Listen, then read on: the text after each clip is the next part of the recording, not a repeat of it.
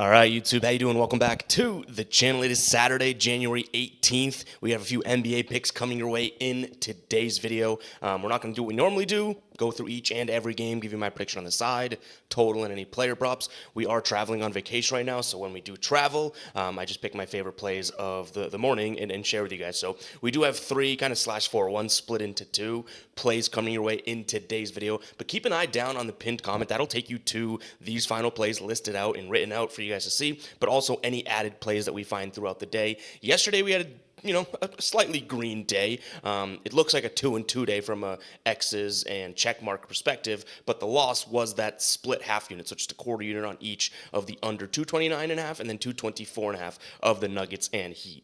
We kind of even talked about it yesterday. Like, I was hoping Jokic would be out. There's a chance Murray was out. I didn't think either one of these offenses were all that efficient. Well, Jokic has a good game. Murray has a very efficient game, and it's like, well, there we go. You know what I mean? They crushed that total in terms of going over. We had the under, but Devin Vassell comes through and clutches up for us. He had his 15-plus and 3+ assists. He actually had, I think, 7 points and 3 assists at one point. I was like, we're going to have to sweat this one out. He finished with, 21 points, so we'll take that. And then Mark Williams, a 19-19 night. We just needed 16 points from him, but he went overboard. He has been crushing it in Charlotte as of right now. So like I said, those are two bigger plays, so a little bit in the green there. Can't complain. They both were somewhat juiced, 143 and 130, but nonetheless, still in the green on vacation.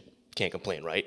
Now, let's jump into today's plays, guys. Go ahead, hit that like button, hit that subscribe button. Truly do appreciate everyone tuning in. All the kind words in the comments yesterday. I did mention how I know a small group of the guppies are like, oh, these videos stink. Why even bother recording when it's not as good quality? And I said, I still think these are very good quality. Like, some people would consider this good quality. I guess my standard is higher because we've worked so hard to make our normal videos good quality, but I do appreciate the kind words, people being like, no, the video quality is still good, the production value, the mic sounds good, so that kind of is reassuring to me, I guess. So I appreciate you guys for sharing that. But nonetheless, yeah, hit that like button, hit that subscribe button, drop your favorite plays down in the comments, because not only does it help you going down in the comments and finding some other plays, but you dropping a winner in the comments could totally help out a bunch of other people that are reading that, right? So go ahead and do that. All right. Jumping into play number one here, we had a Devin same-game parlay yesterday. We're running it back with another Devin same-game parlay. Devin Booker here, 20-plus points, 5+ assists, and 3+ three-pointers made. The reason we're going with the same-game parlay, and it's the same strategy with what we did with Devin Vassell yesterday, I like Devin Booker's situation in this game, but I feel like his line, so 27.5 points, was it 6.5 assists, 3.5 three-pointers made. I feel like they're all just a little too inflated, and I guess I can't even say that because he has been crushing it, but to me, I really did want to kind of get to either his points or his three-pointers line, and the way that I ended up doing that was, again, with the same game parlay, where we kind of knock everything down a peg, but hopefully he can do a little bit more for us, you know what I mean? We're not just focusing on one stat. So, again, Devin Booker, 20+, 5+, and 3+. He has crushed it from deep against teams like this team here. I mean, he's playing the Pistons today, who, if you know anything about the Pistons, their interior defense actually is pretty solid, but they allow plenty of points from above the break. And obviously, Devin Booker is going to be a guy to look at when looking at the Suns from above the break here. In fact, as a bottom 5 team, any team that he's played so far this season, right? Bottom 5 in terms of that shooting zone, so above the break 3, which is essentially, the corner is a straight line, where it cuts off and starts to turn. That's above the break, by the way. He has hit this in 7 of 9 games here. He's averaging 4 3-pointers made. So yes, is there a chance that you could just roll with this over 3.5 and call it a day? I guess so. I feel like 3 is the number for Booker today. But even still, if he does end up making 4, we're talking 12 points now. We only need 20 from him. So the more threes, the merrier. And that's kind of where this started overall. I also do like the idea that he's going to be involved in the pick and roll plenty. This is the 7th worst team at guarding the pick and roll this season in the Pistons. And he gets to the line a decent amount already as it is. And the Pistons, bottom 10 team in terms of free throw allowed. So I think Devin Booker, from a points perspective and 3-pointers made perspective, could look pretty good here. The only concern I guess I have, which maybe it shouldn't be a concern because it's definitely something that he's good at, is the assists now. I do think that obviously Devin Booker's going to have the ball a lot, which is why 5 assists makes sense to me, and it sounds like it should be something that goes down fairly easy. But Detroit, two opposing shooting guards over the last 7 games, just kind of middle of the pack. It's not like they are just allowing a ton of assists, in general. So he should have the ball enough to kind of accidentally get 5 assists. Like his normal line for 4.5 is minus 500, right? So this should be something that we like. But again, Detroit not allowing a ton of assists on the season, the 8th fewest assists, and against the shooting guard on the season, the 10th fewest. And then in the last 7, it's gotten a little bit better for us, middle of the pack, right? But overall, yeah, I'm kind of hoping that we see a little, some maybe falls into some assists, right? So Devin Booker 20 plus, 5 plus, and 3 plus there. You can get that on ESPN for very similar odds as well, I believe. I think on DraftKings it was super juice, which sometimes tells me that we have some value in these, right? Like I said in the Devin Vassell play yesterday that we got for decent odds. I think it was minus 142, minus 143. On DK it was like minus 195. We're getting 50 cents of value just by using, MGM or ESPN there. So hopefully that's the case here today, where I do think that this should be more in the minus 160, minus 170 range, but we're getting what I would deem in this dumb brain, of course, right? Somewhat of a discount. All right, the next pick here, we are kind of doing what we did yesterday. We started off with a Devin same game parlay, and then I have 2 totals in the same game. One's a lowered juiced line, and then one's an alternate higher line for plus money, but we are splitting a half unit, so a quarter on each here with the Sixers and Pacers game. There are some injuries that we're still, waiting on and hoping to see guys play, like Paul George on the injury report. I think that's going to be pretty damn important if he is a go, considering that he's been playing really well as of late in terms of scoring the ball, which we have the over 219.5 and the over 224.5. If Paul George doesn't play, I guess we're taking a risk here, but I still do like it, but I really am hoping that this dude is good to go. I think he had an injury designation, right? And then the reason he's questionable for this is like a different injury. So I don't know, maybe I'm taking that as they're just throwing anything out there on the injury report. Hopefully, you know what I mean? But nonetheless, even without Paul George, I guess I still do think that this line is a little bit too low. The normal line is 223.5, so we've taken a lower line, 219.5 for minus 150 super juiced, and then we get a little plus money on the other end, bumping it up a little bit to 224. So why do we like this one? First and foremost, if we get the trends out of the way, last 10 games for Indiana here at home, this total has gone over.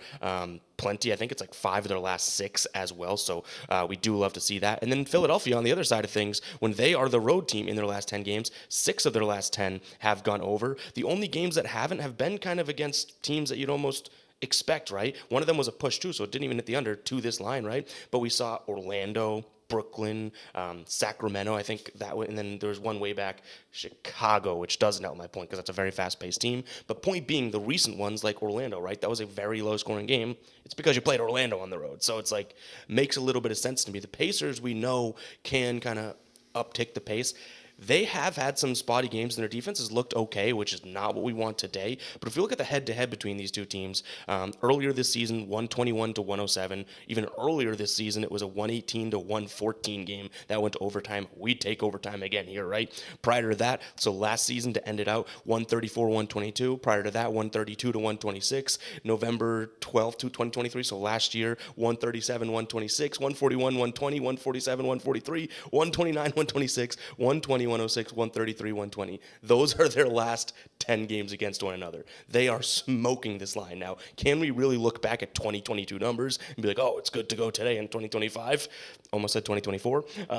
But I guess they're not as relevant. But at the same time, maybe there is something to these two teams playing one another and absolutely, putting up some numbers. Now, if we want some actual reasons why I think this game could go over just outside of the trends, neither one of these teams, especially if Paul George plays, I don't envision having much trouble scoring. Philadelphia has, no kidding, when Embiid's been out, has been really relying on a lot of mid-range shots. You're going to see Indiana let those in with ease. They're not a very good mid-range, and especially just inside the free throw line in the paint defensive team. And overall in the season, the 21st defensive efficiency team. They've looked a little bit better as of late, I will say that, like I already mentioned, but some of the offenses they've had to play recently haven't been great. Within their last 10, they have Miami, Phoenix, Brooklyn, Chicago, Detroit. They did play Cleveland, but Cleveland dropped 127 on them the last time they played. They kind of shut Cleveland down in that other game, but that was more of an anomaly, right, when they beat one of the best teams in the league outright as like 9-point dogs. So I'm going to chalk up their defensive, uptick in terms of production to their schedule. This season they've played, I think it's the 20th strength of schedule, so doesn't really, make me fearful of that. Again, again, we saw this matchup already, and we've liked those numbers in terms of point scoring. But again, back to that mid-range, Indiana allowing a 46% field goal percentage against in the mid-range. Philadelphia shooting 47.5% from the mid-range. Even if you get just inside the foul line there, right? 49.7, nearly 50% allowed from the field goal. If Philadelphia gets to those spots, especially with Maxey liking those shots, especially with Paul George, PG-13, we hope you play if he gets to those spots. So hopefully that's the type of, I guess, motto we're living by in this one. Those guys getting to their spots and making the shots. We flip it over to the Indiana side of things. I don't think they should have any trouble scoring on this Philly team. Both of these teams cover the perimeter fairly well. That's not what we're going to be relying on here. Indiana likes to get in the paint, in the mid-range, and everything I just said applies to the Philly defense as well. That mid-range area, 46.5% field goal percentage against, and then in the paint where Indiana right now is averaging 55%. This is outside of the restricted area, right? But in the paint, sort of right at that circle by the foul line, 55% from that shooting zone. Philadelphia allowing over 50% in the last 10 games. So they should be able to score both teams from spots that they choose. And again, this total isn't all that high. You get 110 from both of them and beyond. I think we're sitting pretty here in this one. So Indiana and the Sixers here over 219.5 and 224.5. All right, our last play here, and I hope we're not late to the party with this dude, but Jalen Green over 23.5 points. This is, let me fix that. It's supposed to be a half unit just in case. We'll do some real-time editing here. All right, 0.5. Boom. All right, now it's off the screen. Magic. All right, Jalen Green over 23.5 points. The perks of not editing that much when you're traveling. Over 23.5 points. It's minus 110 over on DK. For what it's worth, I don't know if this is totally, neither. He's had now 7 games, right, without Jabari Smith Jr. I think it's 7, and he's averaging 31.4 points. I don't see why or how those fully correlate, but the dude is on absolute fire right now, and now he's playing Portland's defense. Portland's defense isn't all that phenomenal, especially from the outside, right? Yes, they can be decent when you get into the paint and whatnot, but even at the rim, they start to struggle a little bit more. So realistically, in the paint is where they're good. Jalen Green obviously is going to get into the paint, but I see him in this matchup being a guy that can live from the outside, maybe a couple pull-up mid-ranges, but also at the rim. We've seen him try to demolish guys with some dunks lately too, right? So I don't mind the fact that Portland, if you're going to kind of take 2 steps in from the foul line and jump shot from there, fade away, something like that, they're good at defending that. That's not really what I see Jalen Green doing. I think he's either going to hit threes or get right to the rim, which should do some damage here. Also, if this game turns into a transitional affair here, which hopefully it does, I mean, we don't necessarily have the fastest paced teams on our hands here, but Jalen Green is obviously a very fast player. If he can get in transition, this is a Portland team that allows nearly a 54% field goal percentage in transition, and Green scores over 20% of his points from transition. So if he gets going, I do see some success from him here. And again, this is a 10-point spread. Hopefully it's not a full blow. We do have Portland at home. Maybe that's a benefit to try and keep this one close. But overall, I really do like his position. But I kind of mentioned, are we late to the party here? His last 7 games, we talked about it.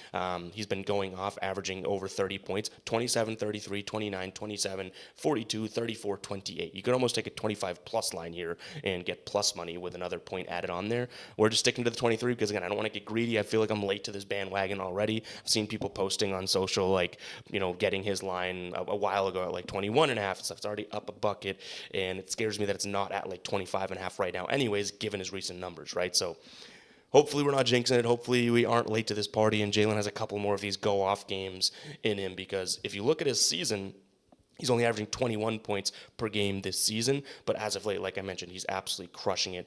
He's had 2 or 3 40-point games this year.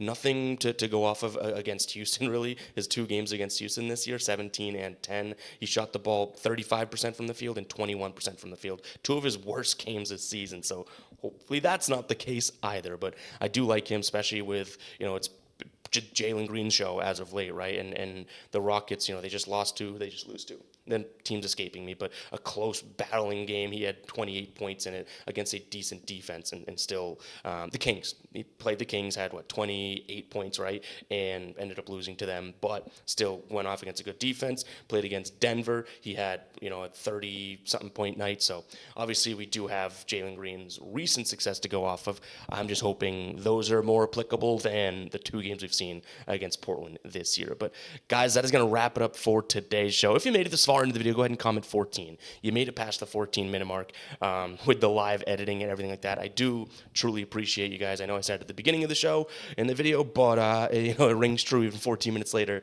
Really do appreciate the support even when we're traveling. I think a lot of people out there just can get the fact that it's like, hey, you're on vacation, still making the content, which is obviously I love to do this, but that's appreciated. It's the small crowd that makes the loudest noise of like, well, these videos don't sound as good, they don't look as good. I can't fix this face, you know what I mean? It's never gonna look good. But we'll catch you guys in the next one, all right? Peace out.